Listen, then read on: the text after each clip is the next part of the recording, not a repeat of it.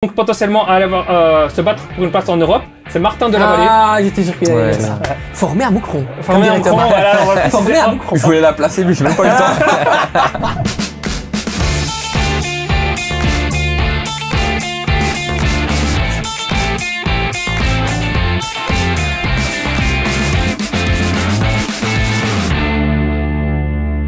Parlons sérieusement sans se prendre au sérieux, c'est toujours mieux. Bienvenue dans un nouvel épisode du Clubhouse Football Time. C'est un plaisir d'être en votre compagnie avec mes chroniqueurs aussi piquants que délicieux. J'ai nommé Xavier. Comment ça va? Ça va pas mal et toi aujourd'hui? Comment va tête de bière? Il va pas trop mal. Yes, sur le pull, toujours très excellent. C'est un baron, visiblement. Tu connais le film Les Barons, tiens? On va Ouais, faire un petit très bon aparté. film. Hein. Sympa, hein, sympa. Et j'adore aussi la morale de cette histoire, Les Barons. Vous connaissez Les Barons? Non, pas du tout. Vous avez jamais vu les barons? Mais C'est non, aussi mais- culte que Dickeneck par exemple, hein, les barons. Les Mais Barons. moi, j'aime pas les films, alors. C'est en fait, si tu as atteint un certain nombre de pas dans ta vie, tu meurs. C'est en fait, en C'est pour gros, ça que si les tu veux grands sportifs ils meurent l'analogie. tôt et tout comme ça, tu vois. C'est ça, exactement. C'est un film vraiment que tu devrais voir. C'est un classique de la cinématographie belge. Voilà, c'est sympa. Bonjour Thomas, comment vas-tu? Ouais, super, sympa l'intro, hein, franchement. Je suis refait là. Je pense qu'on a perdu tous les viewers là. Plus personne qui Mais non. regarde. Ils adorent le cinéma, nos viewers, évidemment. Ils adorent ça. Bonjour mon Quentin. Allô, Ça va? ça va très très bien. Très en forme, bientôt 31 ans. On n'aura pas le temps de te souhaiter un joyeux anniversaire puisque ce sera déjà passé, mais je te le souhaite. Merci, c'est gentil. Joyeux anniversaire, Quentin. 31 ans. 31 ans. Ça va? Ouais, Qu'est-ce ouais. que ça fait d'avoir 31 ans? C'est que, comme on en discutait en off, chaque année on devient meilleur. Donc je serai encore meilleur en 31 ans qu'à 30 ans. Toujours ce mindset. Voilà, exactement. Le mindset, l'état d'esprit, toujours monter. Et on vous remercie, comme d'habitude, de nous faire aussi monter les vues, continuer à grimper grâce à vous. Votre fidélité l'est également. Et c'est évidemment un très grand plaisir de pouvoir vous accompagner. Comme, eh bien, on peut accompagner Thomas pour son happening. Ah, On joue à quoi? Putain, j'avais zappé. Tac, la surprise. Il faut être vigilant. C'est une émission. À un moment donné, les gens nous écoutent, nous regardent. On est également disponible en podcast, évidemment, sur Spotify et Apple Music. Donc, je t'écoute. Exact. Donc ça va être très simple. Je vais citer un pays et vous allez devoir me sortir un joueur du championnat belge. Ok, très simple. Donc Ok. celui qui trouve un joueur qui correspond au pays que j'ai cité. Moi, c'est comme quand je on joue le au sort. football. Ne commence jamais avec moi parce que l'exercice, Ah non, je y a ne pas de- comprends pas. Je y a comprends pas pas la consigne. Ouais, mais y a pas de- Demande aux autres qui comprennent avant moi. Il y a pas Ça va. de qui Non, faut commence dire en comme ça, premier. c'est le premier Je qui donne dit. un pays Ok. et tu dois trouver un joueur qui correspond au pays que je cite. Tout de suite. Du championnat belge. Si tu donnes le Nicaragua, je te 2000 nique, ok? C'est bon? 2024-2025, hein, sors pas des Yann Kohler. Hein. Ah, Et mais vas-y, non, attrape-toi. mais ça, c'est mon époque. C'est ma vieille Ça l'a époque. marqué, tu Je vois. suis un vieux, je suis un vieux. Allez, vous êtes prêts? Ouais. Il y a 10 pays, donc il y a 10 points à prendre. Ok. Let's go. Argentine, Vasquez. 1 point pour Quentin. Lionel Messi? Mais J'ai toujours pas compris. On passe au Non, pays juste le suivant premier, le maintenant. premier. Ah, ok, le premier. ok, pardon. Je Je fais exprès, je fais exprès, je fais exprès. Il fait exprès. Mec, il fout la merde. Là, tu vas trouver. Normalement, Ok. tu prends le point. Ok. Grèce. Solis. Ouais, je pensais que t'allais sortir Carrezza. Oui, mais il va tellement vite. 2 points pour Quentin. Algérie. Kadri. 3 points pour Quentin. Trop fort. Iran. L'attaquant de Sagan Westerlo, Manesh. mais le nom est impossible. Voilà. Comment? Sagan 4 points. Manesh. 4 points pour Quentin. 4-0 là. Aïe, aïe, aïe. C'est incroyable. Pologne. Pologne. Skorvas. Bravo. 5 points pour Quentin. Super, Waouh. Quentin. Concentre-toi. Regarde pas tes fiches. Concentre-toi. Mais moi, je c'est pas mon émission, là. On est en émission, hein, je te rappelle, hein, donc on est en live. Les gens nous écoutent. Ghana. Le Ghana. Il y en a beaucoup. Ah, Thierry Ambrose? Non, lui, il est Non, martiniquais, non, c'est vrai, Guadeloupéen, pour être exact. Ghana, honnêtement. Non. Ouais, il y en a beaucoup. Hein. Non. Bonsuba? Non? Oui, Ouais, Bonsuba, ouais, c'est oui, excellent, ouais, bravo. ouais, ouais. Ouais. Il y avait Odoy, il y avait Hachimeru, il y avait Fousseini, il y en avait plusieurs.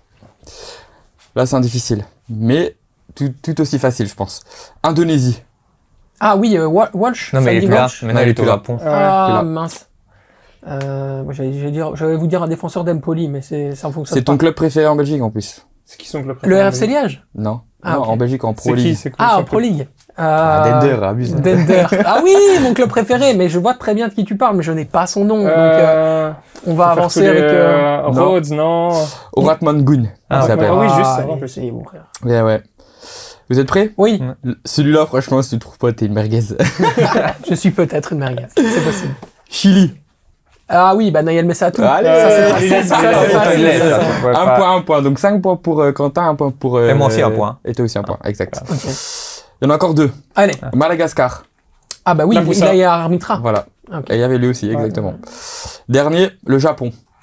Fujita. Ouais. Oui, Voilà. ça a été très très vite. Fujita, défense, milieu de terrain incroyable de Saint-Tron d'ailleurs. Ouais. Hein, moi j'adore numéro 8, hein, on est d'accord. C'est joueur fantastique, il a encore fait un très très gros match. Exact. Et je voulais d'ailleurs vous poser la question pendant cette période un peu de flou d'introduction sur cette finale de la Challenger Pro League. Parce qu'on peut pas passer à côté, c'est la dernière journée, on parle jamais de Challenger Pro League. Là, il y a quand même 3 équipes qui se tiennent en 1 point. On le rappelle, 56 points pour la RAL, 57 pour Zulte Waregem, 57 pour le RWDM. Est-ce que vous avez suivi un petit peu cette saison de Challenger Pro League et est-ce que vous pensez que quelque part, après cette défaite justement du RWDM et celle également de Zulte Waregem qu'on avait un peu prévu, hein, d'ailleurs dans le groupe victoire de Lokeren le week-end dernier, la RAL peut venir aller chercher ce titre? Franchement, je pense que oui. Parce que Zulte a perdu un gros joueur au mercato d'hiver et depuis c'est un peu plus compliqué. Et RWDM, je les trouve pas. Enfin, mais même quand tu regardes le noyau, ça fait pas forcément rêver. Je trouve que la consistance n'y est pas non plus. Et c'est ce que la Louvière a eu tout au long de la saison. Donc je pense que ça va rapporter ses fruits et que potentiellement ils seront champions parce que c'est quand même un duel entre Zulte Waregem et RWDM la dernière journée. Donc il y a vraiment beaucoup de chances que la RAL soit championne. J'aime beaucoup ce club, très sain, avec on avait déjà évidemment reçu ici le conseiller du président David, Nicolas Frutos, également David Verwilken, le directeur sportif. C'est quand même un club qui fait plaisir parce que c'est déjà sur un mode différent des autres, le mode associatif, qui grandit d'année en année, qui n'avait pas l'ambition de monter, mais qui avec des bons coups intelligents, notamment des joueurs qui viennent du championnat de France, a réussi à élever directement son niveau de jeu. Et un joueur quand même que moi j'aimerais mettre en avant, que tout le monde entre guillemets voulait soi-disant en D1A, en tout cas dans le bas de la D1A, mais personne n'a jamais fait le vrai step pour pouvoir le convaincre. Lara l'a fait, c'est Mohamed Guindo. Moi je trouve que Mohamed Guindo c'est un super attaquant. Exactement, qui a un joueur qui a un très très gros potentiel et qui va pouvoir peut-être aider forcément la RAL à être champion et à se maintenir peut-être même en Jupiler Pro League. Ton avis sur la RAL, Quentin? C'est très intéressant. J'habite pas très loin de là-bas. Je suis à 15 minutes en voiture et la gestion de Salvatore Curabas qui fait du club, c'est incroyable. En plus, ça va tomber à pic parce qu'il y a le nouveau stade qui va être prêt pour aller en D1. Et j'ai déjà vu pas mal de reportages sur lui. Et il a aussi une autre société à part ou des amis qui travaillent dedans. Et franchement, je trouve sa gestion incroyable. Il sait vraiment s'entourer des bonnes personnes, pas brûler les étapes, pas se voir plus beau que ce qu'il n'est. Quelqu'un de la région, c'est très très beau. Ils ont leur sort entre leurs mains, donc on leur souhaite le meilleur. Et ils arrivent, je trouve, ils font la transition au moment parfait. Parce qu'on sait que l'année prochaine, ça va être la transition entre les playoffs et la phase classique. Et donc, il y aura que un relégué. Et donc ici, au lieu de potentiellement 3, je trouve, pour une année de transition, c'est parfait pour eux. Et donc avoir moins de risques de directement faire l'ascenseur et de redescendre en D2. Allez, on y reviendra là-dessus, évidemment, le week-end prochain quand les dés seront rejetés. Mais il est possible que je l'invite dans le Football Time parce que c'est effectivement un entrepreneur qui sait voir les choses, qui connaît le football et qui fait beaucoup de bien. Donc on est tous d'accord sur la RAL, la possibilité de voir la RAL. D'autant qu'il y a la rencontre, forcément, entre le RWDM et Zulte Waregem. Alors du côté de Zulte, Xavier, je voulais quand même m'arrêter 2 secondes. Ça fait quand même plusieurs années qu'on met énormément d'argent, plusieurs années qu'on pousse pour aller justement Jupiler Pro League et qu'on n'y arrive pas. C'est quand même un problème à un moment donné dans cette équipe et dans ce club. Toujours dans le sprint final, ils craquent un peu sous la pression, t'as la pression, parce que vraiment, ils ont les moyens, ils ont l'équipe pour, mais à la fin, il y a toujours un petit couac qui coince et ça va pas. Après, potentiellement, tout n'est pas perdu pour eux, mais je pense que ça va être compliqué dans le sens où, comme on l'a dit, la RAL, ils ont tout à gagner et rien à perdre à l'heure actuelle, et les deux de l'autre côté, RWDM et Zulte, pour le moment, quand ils doivent vraiment faire la différence pour assurer leur maintien, ça va, enfin leur montée plutôt, ça va pas. Donc là, ils vont avoir peut-être encore plus de pression, ils ont pas le droit à l'erreur, tandis que de l'autre côté, ils jouent, c'est pas dire pour s'amuser, mais ils ont que du bonus. Donc quoi qu'il arrive, je pense qu'eux ils vont le faire et de l'autre côté ça va être compliqué. On avait vraiment le sentiment le week-end dernier que personne ne voulait ce titre, Thomas, c'est assez dingue. Le RWDM avait véritablement tout en main, il y avait évidemment une fête déjà prévue, les calicots, des objets pyrotechniques, enfin c'était vraiment, tout le monde était prêt à ça, les gens étaient carrément, beaucoup de gens qui ne vont pas d'habitude au stade Edmond Martens, y ont été, et là, il y a eu une défaite quand même face à Lommel. Est-ce qu'à un moment donné, on n'a pas les épaules suffisamment larges du côté de Yannick Ferreira et de ses hommes? Qu'est-ce qui s'est passé? Pourquoi est-ce qu'à un moment donné, alors que tout était prêt, ils n'ont pas réussi à faire le saut de qualité? Je sais pas, il y avait un certain stress, je pense aussi, parce que quand tu regardes les occasions qu'ils ont eues, il y avait quand même des occasions, enfin, je vais pas dire que c'était facile à mettre, mais c'était des buts plutôt faisable, quoi, tu vois. Donc je pense que c'est un certain stress que les joueurs ont eu. Ils ont pas assumé cette responsabilité-là à ce moment précis. Donc c'est dommage. Mais j'aimerais bien revenir aussi sur ce qu'il disait Xavier par rapport aux moyens que Zult a financés. Ils sont énormes. Et justement, de l'autre côté, on a la RAL qui ont très peu de moyens. Et je suis assez bien placé pour le savoir. Parce que c'est vraiment des gratteurs. Pour le coup, vraiment, c'est un terme assez fort. Je l'admets. Ils ont essayé de t'embaucher pour rien du tout. Hein. Dis-le, hein. Dis-le nous. Hein. Entre autres, oui. Mais pas que moi. J'ai aussi des joueurs que je connais qui ont joué là. Et franchement, mais justement, au final, ça, dans un certain sens, ça marche avec très peu de moyens. Ils réussissent à faire de très belles choses. Donc c'est encore plus beau à voir, je trouve, parce que ils ont très peu de moyens, ils arrivent à faire de très belles choses. J'aime beaucoup. Quand tu regardes, on a vu Julien Gorus ici l'année dernière. C'était un des plus petits moyens aussi, et Dender a réussi à monter en division 1. Ouais. Comme quoi l'argent ne fait pas tout. Ouais, clairement. Exactement. C'est l'état d'esprit, puis surtout c'est un très très beau tandem, Vincent Evrard. On y reviendra dans quelques instants. Préparez vos pancartes concernant Dender Standard. Bien évidemment, c'est la transition parfaite. Le d'accord, pas d'accord. On y plonge tout de suite avec donc le sujet Standard de Liège. 23e match sans victoire en Europe Playoff. Le Standard qui n'a plus gagné dans cette compétition, cette mini-compétition depuis le 6 mai 2021. C'était une victoire contre la Gantoise. Rate la belle opération et a été sauvé par son gardien Mathieu Epolo, sans qu'il les Liégeois n'aurait même pas obtenu un point à Dender. Est-ce qu'on est d'accord ou pas d'accord avec cette phrase? Attention, elle est longue, ça veut dire qu'elle comporte pas mal de sujets de débat. Xavier? Moi, je suis d'accord. D'accord. Pas d'accord. On n'est pas d'accord du côté de Thomas. Et qu'est-ce qu'on dit du côté de Quentin? Ouais, on est dans l'hésitation, mais on n'est pas d'accord. Ouais. Est-ce que tu lèves le pas d'accord? Ouais, pas d'accord. Allez, tu lèves le pas d'accord. Très bien. On a donc un petit duel là qui s'amorce.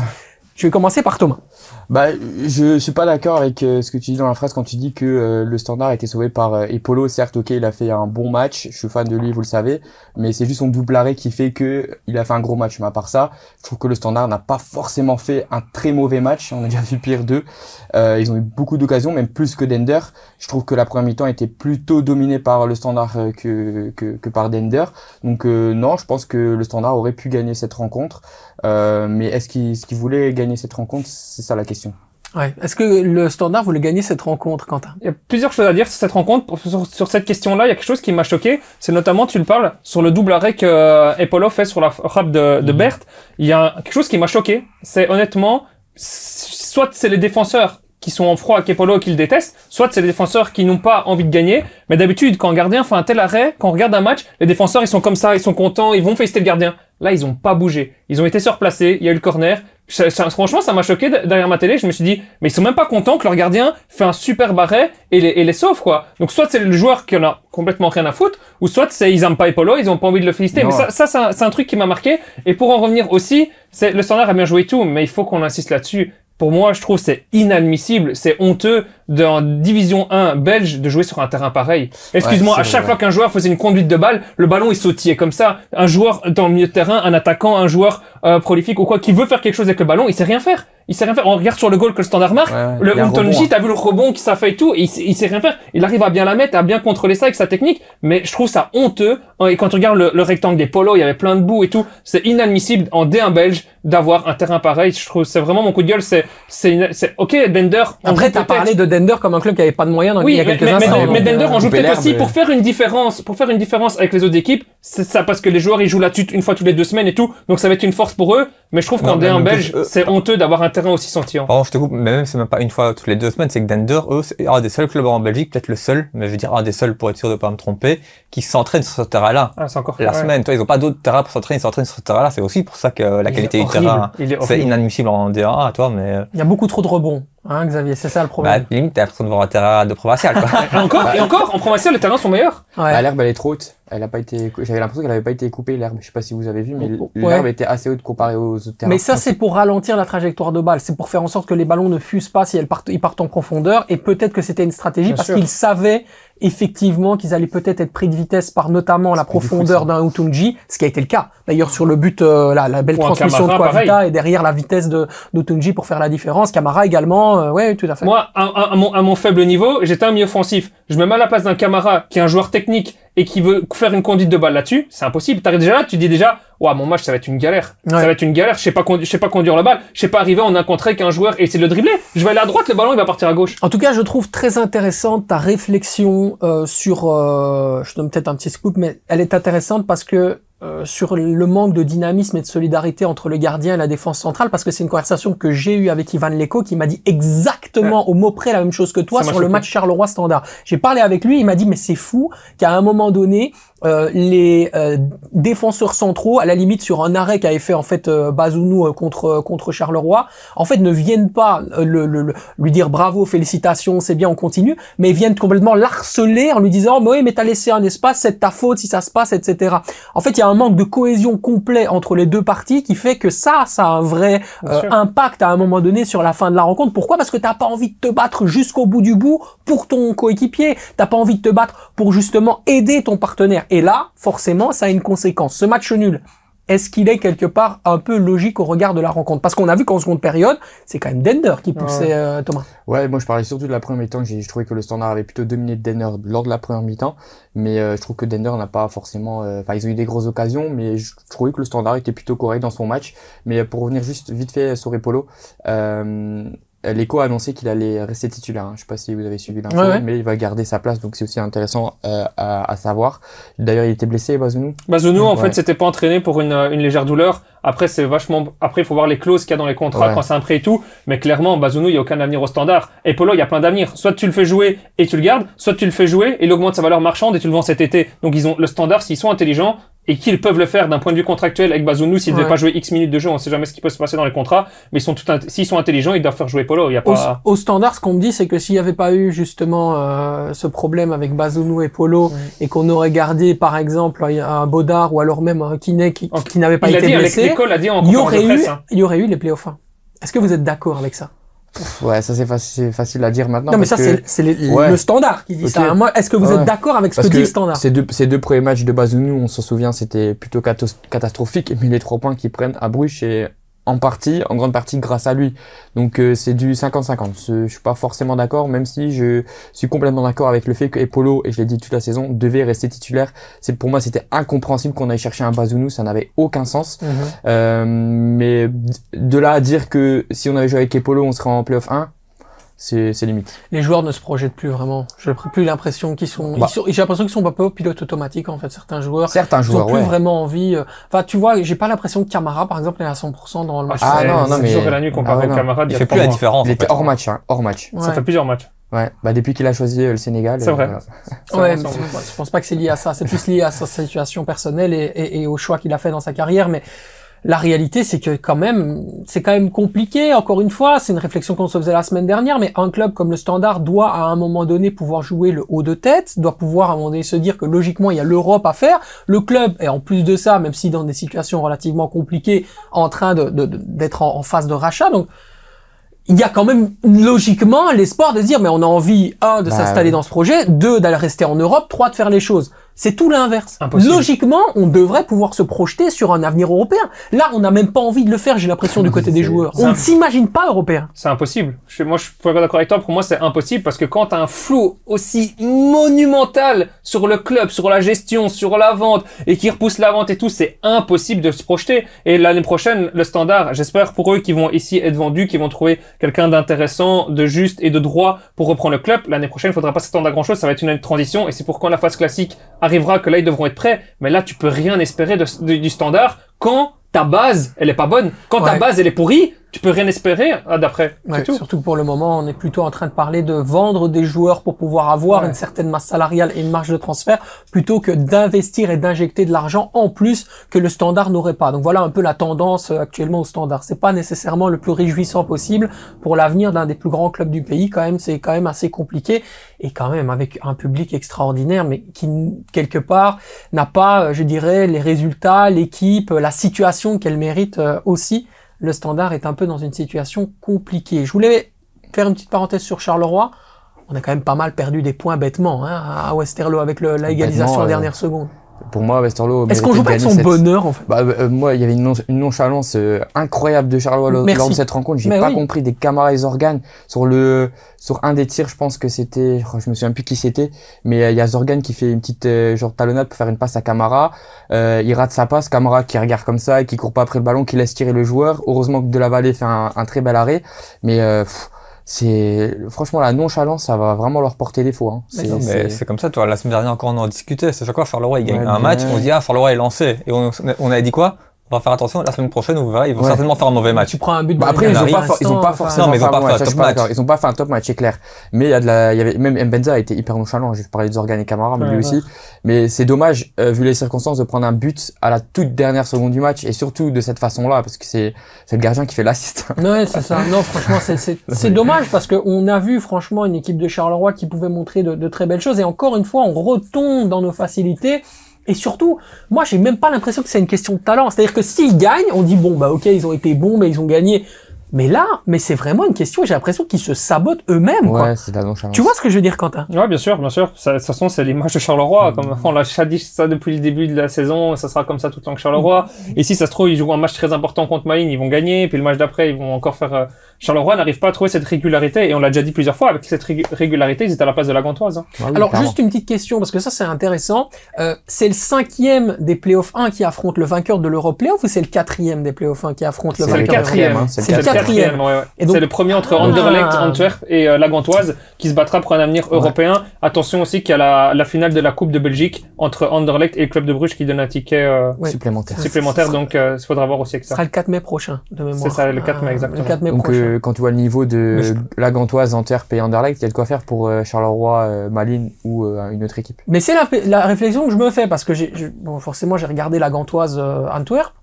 Franchement, la Gantoise fait un match bon. Le C'est gardien bon fait tout. Samaritain. Ils ont un gardien, effectivement, qui fait le travail. Et collectivement, ils arrivent à respecter une certaine expérience, maturité. Ouais. Mais en fait, ça se tape très très fort. Hein. Ouais. Quand on regarde Anderlecht, Antwerp et la Gantoise, j'ai même envie de vous donner un petit avantage à la Gantoise, moi. Collectivement. Moi, je préfère le jeu de l'Antwerp. C'est eux qui m'ont le plus séduit cette saison.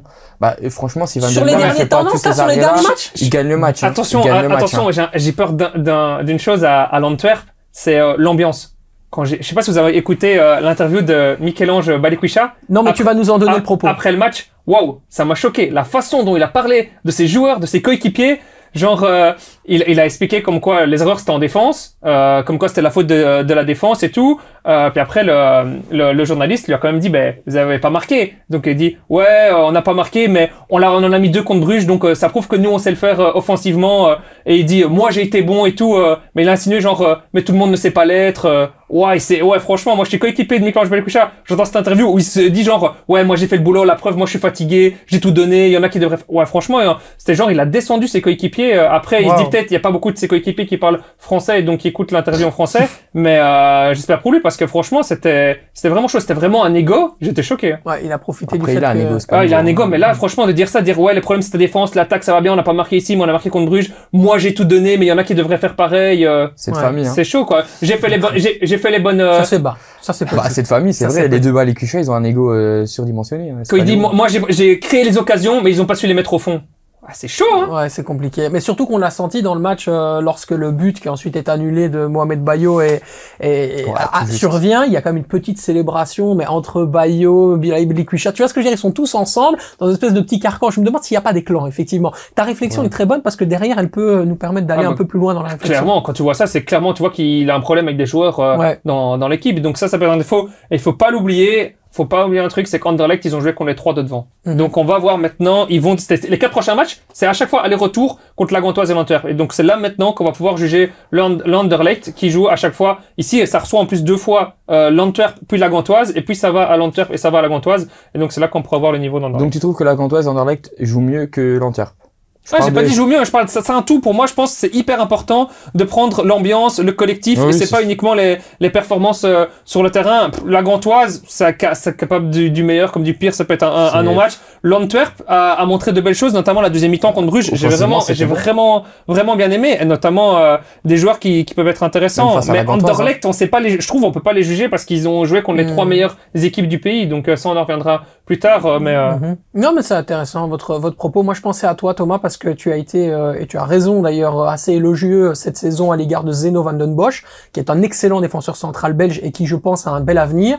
mais j'ai un peu l'impression qu'il est surtout tout seul Ah, mais là, il est tout à seul, là. lutter Mais clairement. avec Là- des défenseurs centraux qui sont pas au même niveau que lui, quoi. Là, on le voit à son pire niveau, je pense, parce que bah déjà, il a pas son coéquipier de la saison. Enfin, si t'es associé à Alderweireld toute une saison, et d'un coup, tu t'es associé à un Bozinov qui joue très mal pour moi, et après avec un Odoi qui n'est absolument pas défenseur central, c'est compliqué de s'adapter. Mais après, il essaye de faire ce qu'il peut, je pense. C'est un peu Mais- la crise du côté de l'Inter. Enfin, j'ai pas vraiment l'impression que c'est une équipe qui nous donne à venir un vrai avenir. Vous voyez ce que Ouais, je veux dire? mais moi, je vous dis, les gars, cette saison, moi, je les ai vus plusieurs fois. Il y a vraiment des matchs où je me suis dit, punaise, offensivement, j'aime vraiment ce qu'ils apportent. Mais c'est comme Charleroi et comme le disait Xavier, et comme toi tu l'as déjà dit aussi, c'est pas Est-ce assez qu'ils ont pas le consistant. syndrome Union, Thomas? Est-ce qu'ils ont pas justement pris la pétante avec un excellent pic de forme au début de saison et là ils sont en train de Non, subir non. un peu le On va contre-coup? pas comparer l'Union et l'Antwerp. Non, mais est-ce que en termes de pic de forme, on pic. n'est pas sur la même tendance? Je Ouais. suis pas en train de les comparer, je te parle de les Non, tendances. parce que je pense que bon, il y a déjà une crise interne au niveau financier, donc je pense que ça joue aussi.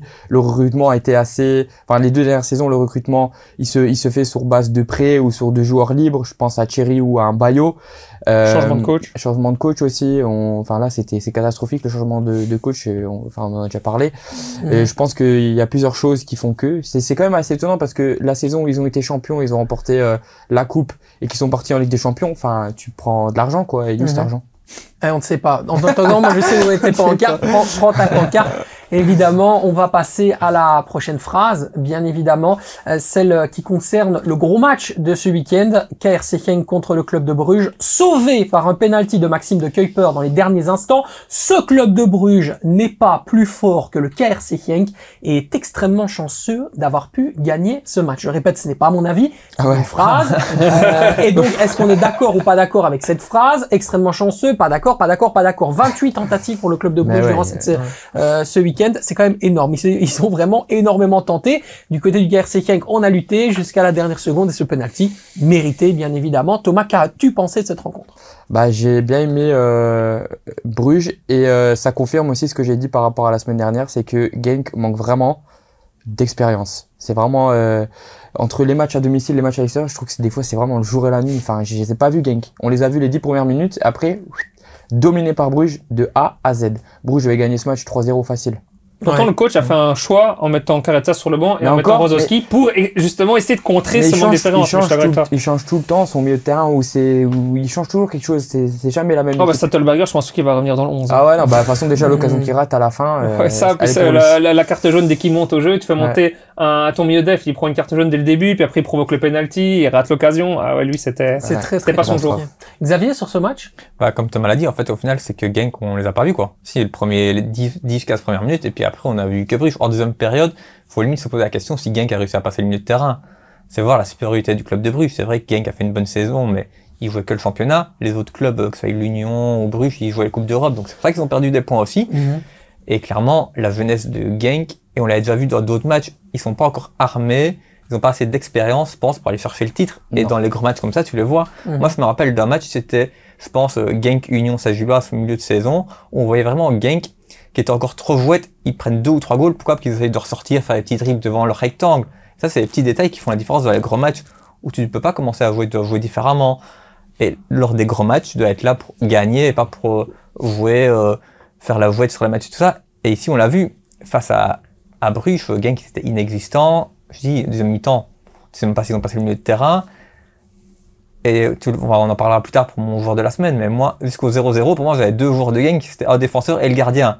Si tu veux les mettre en avant, c'est pas pour rien, c'est qu'ils ont pas fait grand chose pendant le match, offensivement. Ouais, Quentin. Ouais, je le trouve dur parce que quand c'est à l'Union qu'ils ont fait ça, parce qu'à domicile, ils ont battu l'Union, à Ouais, domicile, 2-1, ouais. ils ont battu le club de Bruges, et ici, clairement, l'idée de Genk, c'était d'aller prendre un point, et jusqu'à la fin, ils avaient quasi atteint leur mission de prendre ce point, mais ils savaient qu'ils allaient se faire dominer, ils savaient qu'ils allaient manger plus de 2 en expected goals du club de Bruges, mais ils arrivaient à tenir, et c'était leur objectif, je pense, s'ils prenaient un point, c'était une mission réussie, Ouais, parce c'est qu'à vrai. domicile, ils sont invaincus, c'est la seule équipe invaincue à domicile, et c'est là qui seront intéressants à voir, je trouve. Donc je pense qu'on a été aussi dur à ce niveau-là sur eux. C'était logique qu'ils avaient l'espace de dominer. Et si le club de Bruges n'arrive pas à dominer cette rencontre à domicile, je pense que le vrai problème il aurait été là. Il y a quand même un génie tactique, je trouve, de la part de Nicky Hayen. On met pas souvent en avant son talent, mais en dehors de effectivement d'avoir gagné la bataille du milieu de terrain, il a quand même beaucoup empêché Zakaria Louadi notamment d'aller sur ses côtés, etc. Il y a eu un gros travail défensif pour pouvoir avoir une double couverture, parce qu'on savait que Maxime de Kuyper allait avoir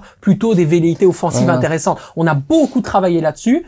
Et je pense qu'à un moment donné, offensivement, Onyedika c'était compliqué, mais défensivement, il a vraiment bien compris ce que son entraîneur lui demandait. Mais ils ont beaucoup Hayen sur cette rencontre a beaucoup travaillé avec Sab aussi. Je sais pas si vous avez vu, mais il a eu des phases offensives assez étonnantes. Il y avait beaucoup de phases qu'on voyait que ça a été construit à l'entraînement. Il revient de loin, hein. On voit qui était incertain en plus. On voit qu'il y a eu des phases offensives qui ont vraiment été travaillées lors des entraînements. C'était vraiment, je pense, c'était un jeu d'échecs pour lui, Hayen, et c'était vraiment sa dame pour lui. Ça, j'avais l'impression. Même sur un des corners, on voit que Maxime de Kuyper fait une passe en retrait de loin. Il y a un tir, il passe à rien incroyable. De la lucarne. C'est tout des choses.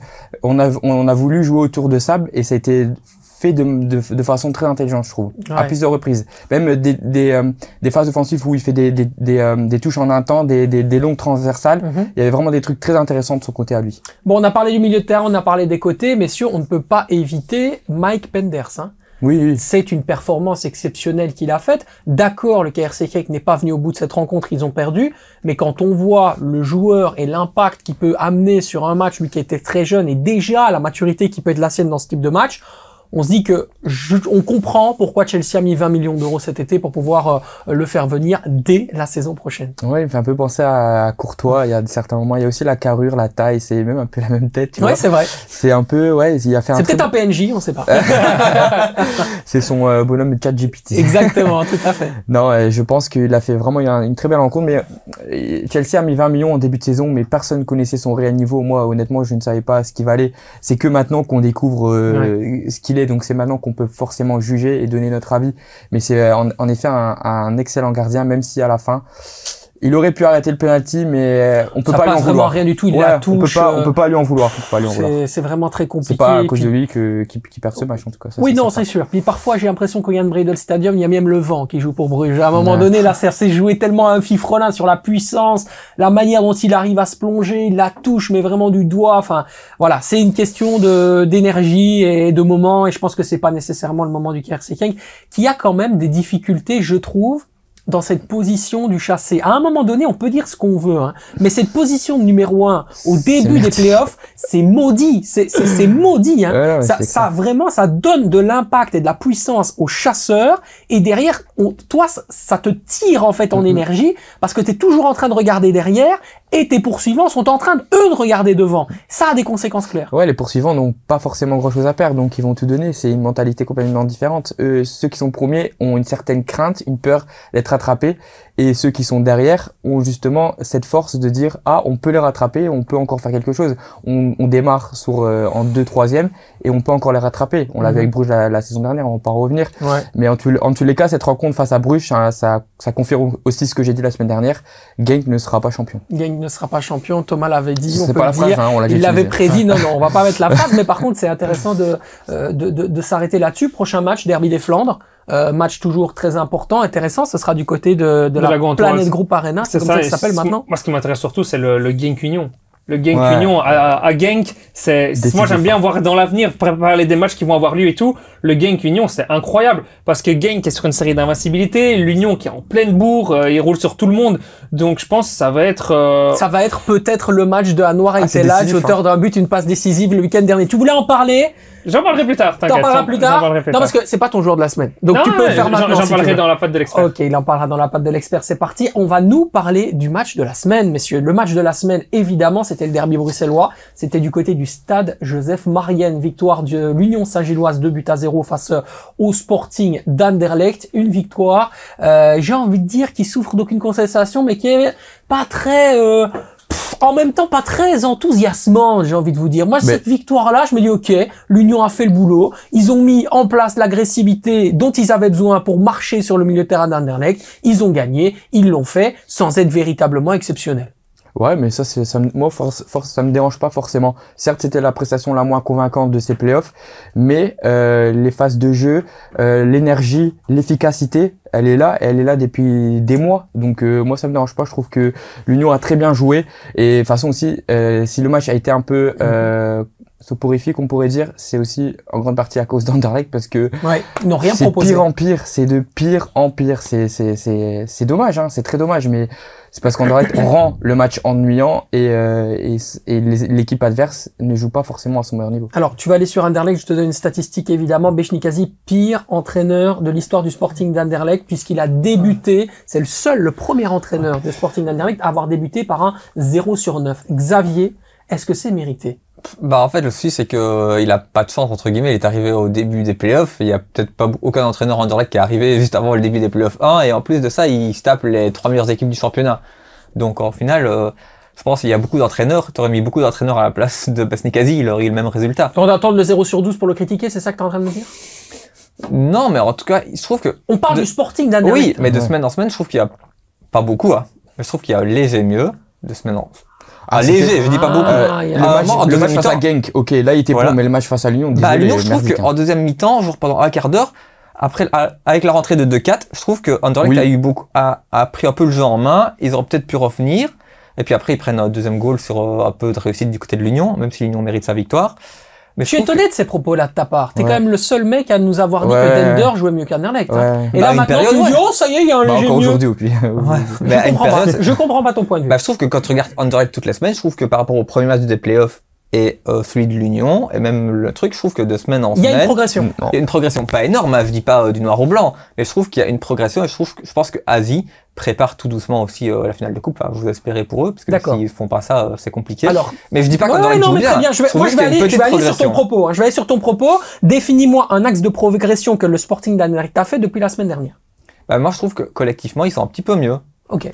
Un petit peu mieux, mais collectivement, concrètement, ça s'exprime dans quoi? Est-ce que c'est les échanges? Est-ce que c'est l'esprit du groupe? Est-ce que c'est les performances individuelles des attaquants? Comment est-ce que tu me personnifies l'axe de progression d'Anderlecht? Bah, moi, je trouve, à un moment, en deuxième période, je sais plus à quelle minute de jeu, mais c'était un moment en deuxième période quand c'est toujours que 1-0, un peu avant le deuxième but de l'Union, il y a un moment où Anderlecht a essayé de prendre le match en main pour essayer de revenir avec l'entrée de 2-4, par exemple. Et, par exemple, Anderlecht qui prend le jeu en main comme ça fait combien de temps qu'on l'a pas vu, même si ça a duré que 10 minutes, un quart d'heure. D'accord. Mais ça, on le voyait pas avant. Ok. Donc c'est déjà un petit axe de progression. Et comme je dis, la différence n'est pas énorme, mais je trouve qu'il y a une légère progression du côté d'Anderlecht. Moi, je pense que dans ce match, surtout, Anderlecht n'a pas pu jouer son football parce que l'Union ne l'a pas laissé jouer son football. On parlait tout à l'heure d'agressivité. Les supporters d'Anderlecht s'en sont plaints, notamment sur les réseaux. Moi, je parle justement d'une équipe de l'Union qui a joué avec ses qualités. Pourquoi est-ce que le Sporting d'Anderlecht n'est pas capable de répondre au défi physique qui est proposé par l'Union? Parce que tu joues comme milieu de terrain. Enfin, ici, quand tu joues contre l'Union, Asie, le premier, il a voulu jouer son dispositif à lui, avec un milieu à 2, avec un seul récupérateur. Tu joues contre une Union qui est quand même fort physique, qui joue avec souvent 2-6. Et il y a beaucoup d'équipes qui jouent avec 2-6.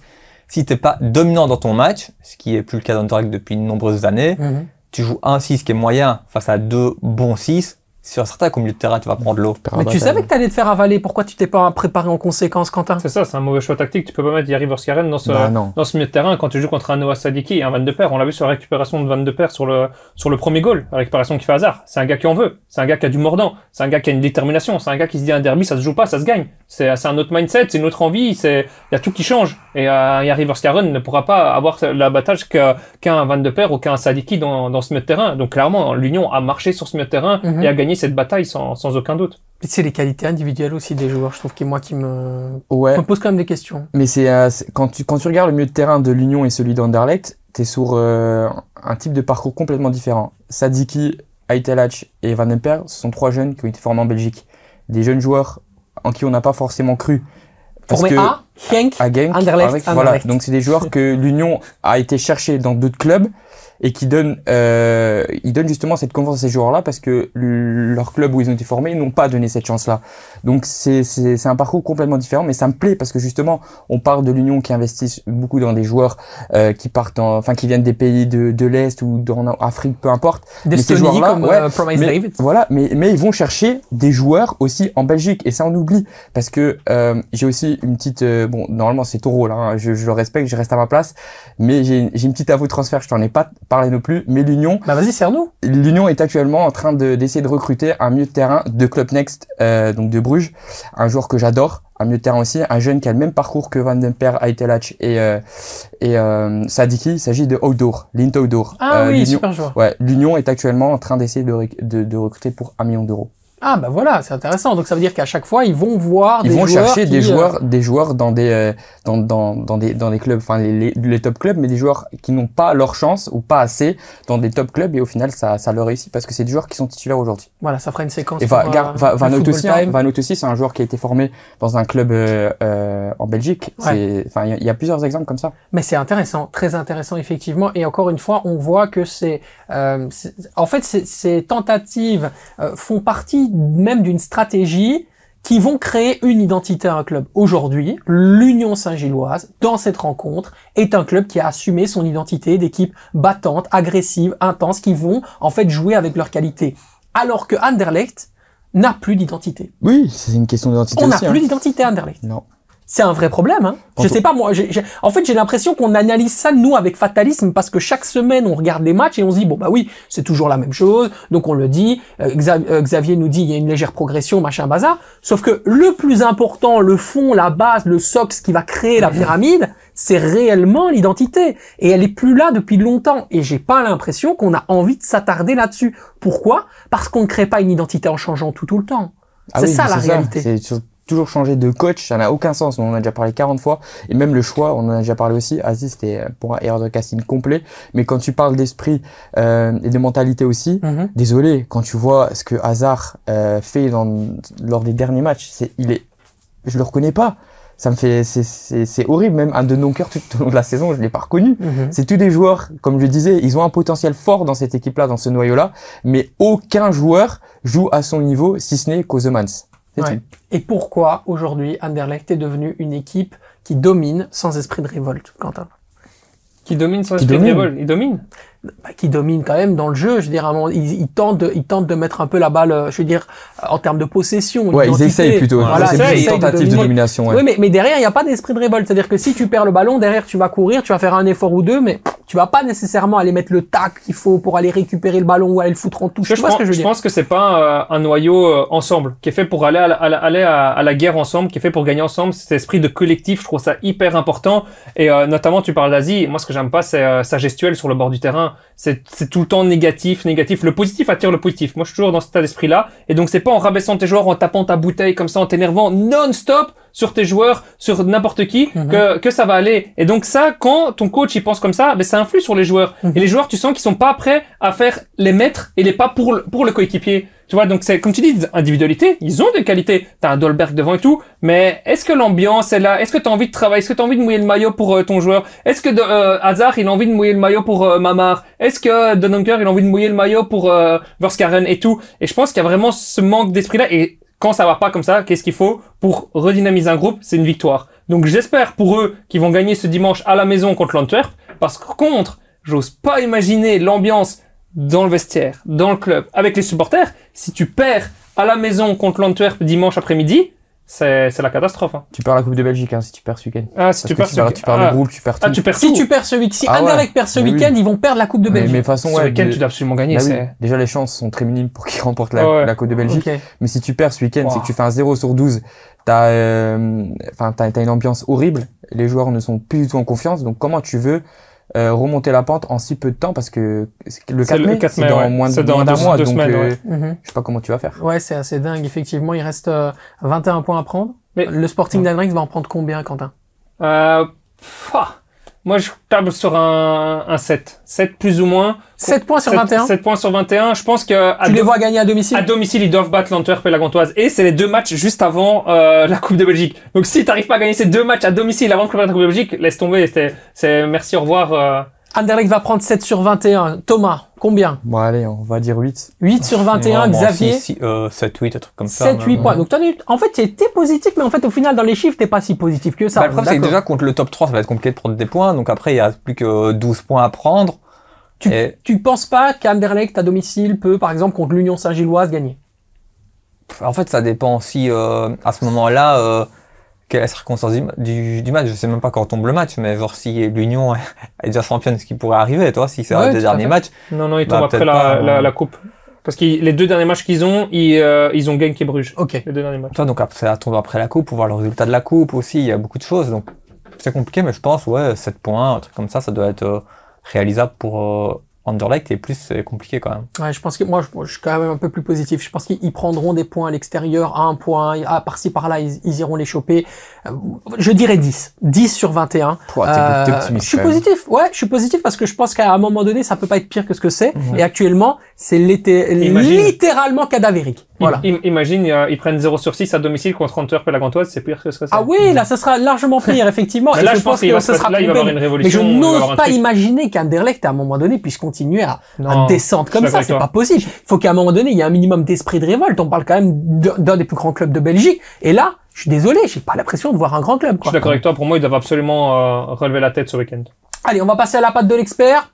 Tu es prêt? Bien sûr. Allez, toujours let's prêt. go. Alors d'habitude, je fais un peu sur les équipes ou sur l'avenir. Et là, j'ai décidé de changer et je pars sur les joueurs. Et donc pour moi, j'ai analysé les game changers. Donc j'ai vraiment, j'adore ça. C'est le joueur qui pour moi peut faire la différence à lui tout seul. Et donc j'ai analysé 5 joueurs, 5 game changers qui pour moi pourraient avoir un impact très important dans leur statut de leur équipe cette saison. Donc en playoff 1, c'est pour être champion. Là, j'ai analysé 2 joueurs. J'ai Christophe Solis, qui réalise pour moi des playoffs incroyables. Christos Solis, qui peut être pour moi le game changer. Willem, ça c'est un chanteur. Ouais, ça c'est autre chose.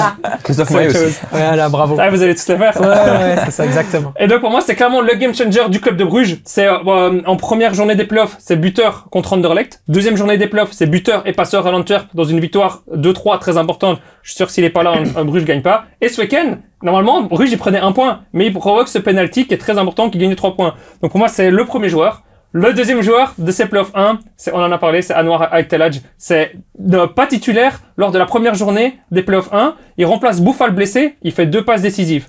Après, il est buteur à la Gantoise. Et ce week-end, victoire 2-0 contre Anderlecht, il est buteur et passeur décisif. Donc décisif dans tous les matchs de ces playoffs. Donc pour moi, c'est les 2 game changers très importants.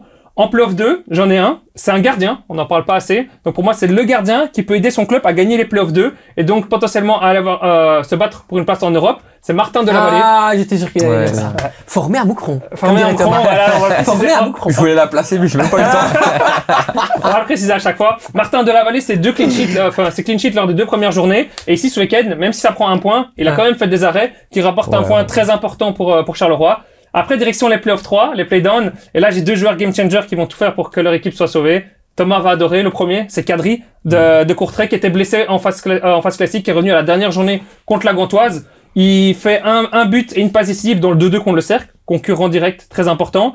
Il fait un but et une passe décisive à Saint-Tron dans la victoire 0-3, très très importante. Et ce week-end, Thomas est au stade, passeur décisif dans les 10 dernières minutes de jeu, qui donne la victoire contre le Berscott, une victoire hyper importante pour essayer de se sauver. Donc Kadri, pour moi, est un game changer de Courtrai pour ce maintien. Et le dernier, on en a parlé souvent, c'est Bertaccini. Bertaccini qui est dans la première journée, qui est 2 fois décisif. Le deuxième match off complètement de Saint-Tron contre Courtrai, défaite 0-3. Et ce week-end, victoire 3-1, c'est 2 buts, une passe décisive. Donc c'est pour moi un game changer. Thomas et puis Xavier, qui est actuellement le meilleur joueur du championnat?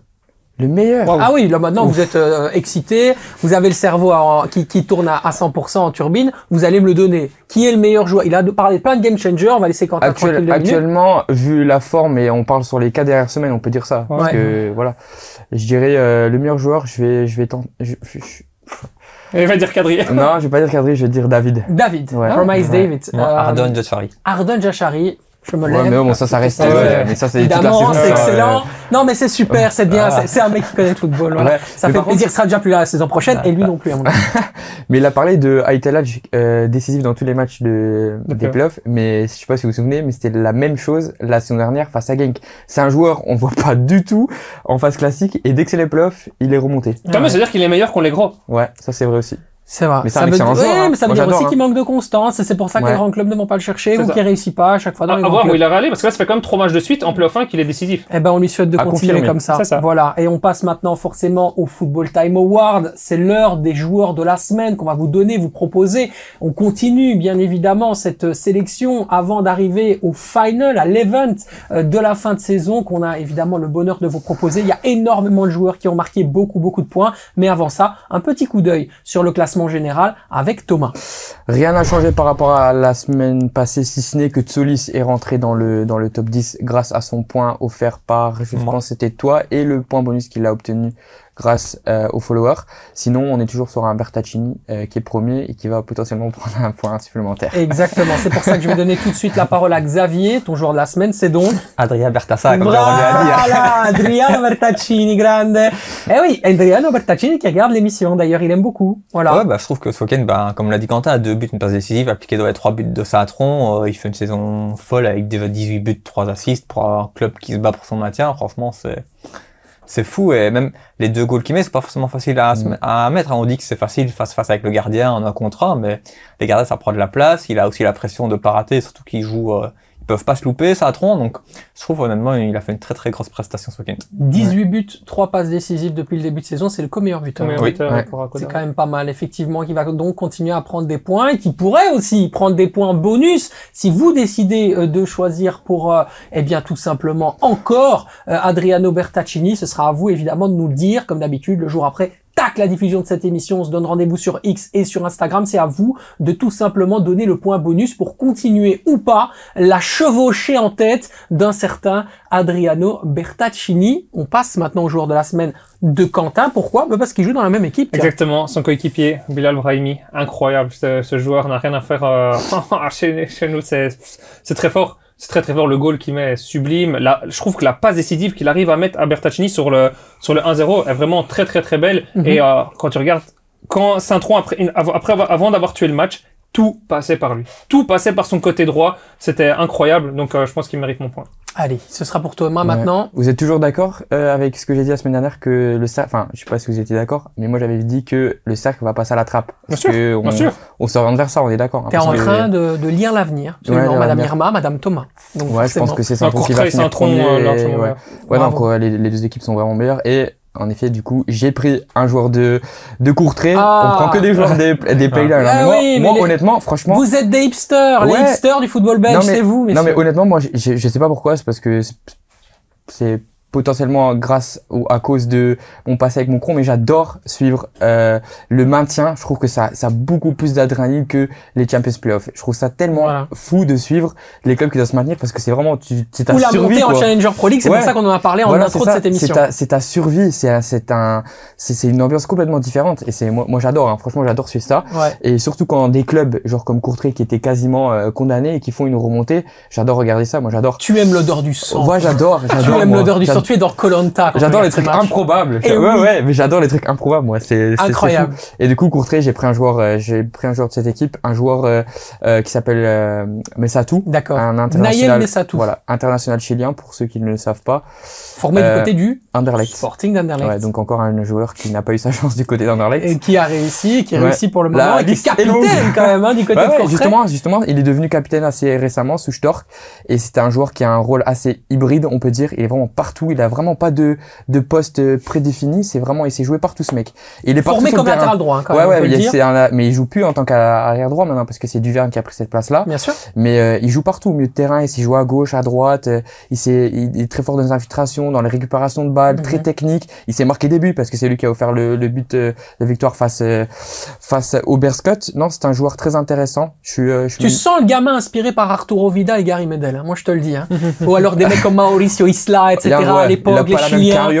Non, mais tu vois l'impact que pouvaient avoir des Mauricio Isla, des Arturo Vidal. C'est des joueurs d'impact qui vont à un moment donné faire des différences et qui savent être clutch dans les moments importants. Il l'a prouvé avec son but. Et c'est un joueur qui pense à son club. C'est pas un joueur qui pense à son avenir personnel. Tu vois qu'il est vraiment dans le club, installé, qu'il est apprécié par tout le monde. Il joue pour les couleurs du club et ça fait la différence aussi. Allez, moi je termine avec forcément le joueur de la semaine. Mon joueur de la semaine, c'est Camille Van de Peer. Tout simplement. Pourquoi? Parce que son impact, notamment lors de la récupération sur le but, le premier but de l'Union Saint-Gilloise est absolument décisif. Il s'est fait une place de titulaire très très rapidement. C'est un joueur que j'avais déjà mis en avant dans Wait and See, donc je suis assez certain de mon fait. Selon moi, il va vraiment pas faire long feu du côté de l'Union Saint-Gilloise. Il a tout en termes d'intensité, en termes de récupération, je l'ai dit, d'impact pour grandir dans un championnat comme la Bundesliga, voire même comme l'Italie. Parfois, sur certains aspects de récupération, je me dis, je le verrais bien dans un système un peu à la Simone Inzaghi. Il a évidemment pas du tout le niveau pour l'Inter à l'heure actuelle, mais c'est un joueur qui va pouvoir, à un moment donné,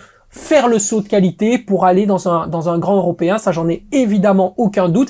Et surtout, c'est un joueur qui a la tête sur les épaules, grosse humilité. Et c'est des joueurs dont on a besoin dans un collectif pour avancer, que tout le monde ne pense pas que à sa pomme. C'est le genre de mec qui va laisser son t-shirt, ses crampons, ses chasubles et également ses protèges tibia sur le terrain s'il le faut pour ses coéquipiers. C'est très intéressant de voir la gestion que Pocognoli a de lui et la confiance, surtout parce que ça fait quand même 2 semaines que Charles Van Hout est revenu, que Charles Van Hout est sur le banc et que Charles Van Hout doit le remplacer en fin de match. Mais donc c'est quand même d'un joueur qu'on parlait qu'il pouvait être international belge, qui était le joueur de l'Union de ce milieu de terrain. Il l'a quand même mis sur le banc et là il presse, donc il garde sa place. Donc ouais, parce que t'as parlé du premier but, mais on oublie le deuxième but. Il est aussi à l'auteur de la récupération de balle sur le deuxième but. Il fait l'interception avant que la balle file dans les pieds de je pense que c'est Sadiki et après Castro Montes qui va vers Aitelach. Donc il est auteur de 2 récupérations de balles qui amènent un but. Il va devenir un top class player. Il a un très très gros potentiel, Camille Van de Peer.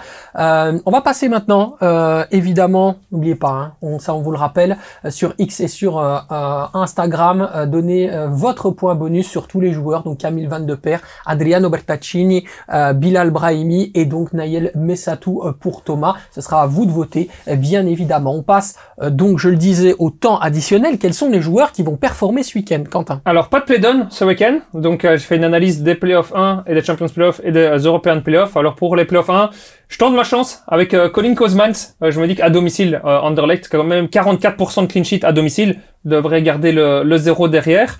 Après, il y a Mats Smets qui est intéressant, surtout à domicile au niveau des datas défensives. Il est très très fort. Il a réalisé des gros scorings lors de la réception de l'Union. Et je mets son adversaire, Anwar Aitelach, que j'en ai parlé précédemment, qui est souvent décisif dans ses playoffs. Donc, à voir s'il continue dans cette forme, dans cette dynamique. Au niveau des playoffs 2, je mets 2 gardiens. Je mets Martin de la Vallée. Ah non, pardon. Je mets Tobel-Haysen. Je mets Tobel-Haysen à domicile contre Dender. C'est 50% de clean sheet pour l'OHL. Très important. Et une autre équipe qui a 50% de clean sheet à domicile, c'est le Standard de Liège. Thomas l'a dit, Mathieu Epolo devrait être encore titulaire ce week-end. Match à domicile face à Westerlo. Exactement. Et donc, un potentiel clean sheet. 50% de clean sheet du Standard à domicile, c'est quand même assez solide. Il y a Sibus Scrivers, au milieu de terrain de l'OHL, qui est très intéressant, qui a été buteur et passeur décisif lors de la réception de Dender en phase classique. Donc, il pourrait également apporter sa pierre à l'édifice. Eh ben, c'est magnifique pour terminer cette émission. Thomas, je te remercie d'avoir été présent. Toujours des belles moues, des belles petites grimaces du visage. Ça nous fait plaisir. Xavier, merci beaucoup. Bisous au bébé. Oui, j'espère qu'il va bien. Comment va la crèche? Ça va? Ça se passe bien? Il a commencé l'école même maintenant. Il a commencé l'école. Maman, il va devenir aussi intelligent que son père. C'est incroyable. Allez, prenez soin de vous. N'oubliez jamais. Tac, on like. C'est hyper important. Abonnez-vous. On est bientôt 10 000. Il y aura des cadeaux à vous offrir si on atteint les 10 000. Donc, s'il vous plaît, c'est hyper important. Comme d'habitude, dans les commentaires, laissez vos réactions. On a le plaisir de vous lire et c'est toujours un énorme plaisir. Quant à moi, je vous dis au revoir, je vous dis à la semaine prochaine et je vous dis à très très vite parce que le football belge ne s'arrête jamais, parce que le football time est toujours ici. Ciao, ciao!